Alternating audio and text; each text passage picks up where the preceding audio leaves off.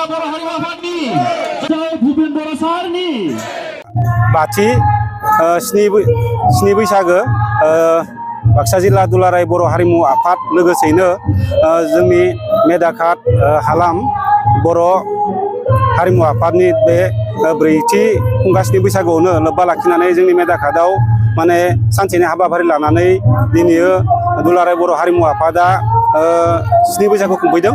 बेवहाय जोंहा गिबि हाबाफारि लेखायै दंमोन जोंहा गिबि दरखं बेखेवनाय बा लोगोसेयैनो जोंनि मोनफ्रोमबो हारिमु आयदायावनो बेखेवनाय जों हाबाफारि लादों।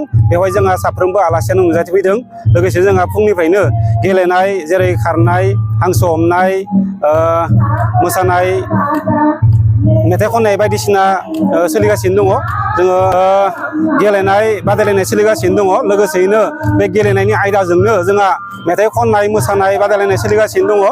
जोंहा बे जोंनि बाक्सा जिल्ला दुलाराय बर' हारिमु आफादनिनो मोनफ्रोमबो हालामनिफ्रायनो बेवहाय मोसानाय आरो मेथाइ खननाय बाहागो लाफैदों। जोंहा दा नै गासैबो खेला दुला बायदिसिनाया जोबनानै थांबाय। दा जोङो मेथाइ खननाय आरो मोसानाय बादायलायगासिनो दङ। जोंहा उननि समावबो जोङो बेलासि समाव जोङो बान्था राननाय हाबाफारि लादों। बे बान्था राननाय हाबाफारिनि उनावबो जोंहा देंखो मोनाबिलि लादों। बे देंखो मोनाबिलियाव जोंनि बे बाक्सा जिल्लानिनो गोबां खनगिरि महरगिरि बिथांमोना रंजाफैगोन। जोङो बिथांमोनखौबो हांख्रायदों। बेखौ खुंनायनि गुबै थांखियानो जादों जोंहा बर' हारिया माने गोदोनिफ्रायनो जोङो माने मोनसे कालसार हिसाबै जोङो थांना थानो गोनां जायोबा जोङो हारिमु नांगौ। दा बेजोंनो जोंनि बर' हारिखौ फोथांना लाखिनोबा जोंनो माने हारिमु नांगौ। बे हारिमुजोंनो जोंनि गाननाय जोमनाय, गेलेनाय, जानाय लोंनाय बायदिसिनाजोंनो जोङो बे जोंनि हारिमुखौ जों फोथांना लाखिनो हायो। बेखायनो जोङो बे हारिमुजों लोब्बा लाखिना दिनै स्नि बैसागो फालिथायखौ जोङो खुंफुंनो लादों। बेहाय जोङो केसेटजों मेथाइ खननाय बा केसेटजों मोसानायखौ जोङो होनाय जायाखै।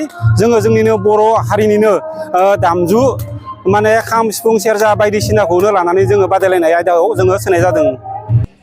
मेहेरगोनां हाबाफारिखौ सामलायनाय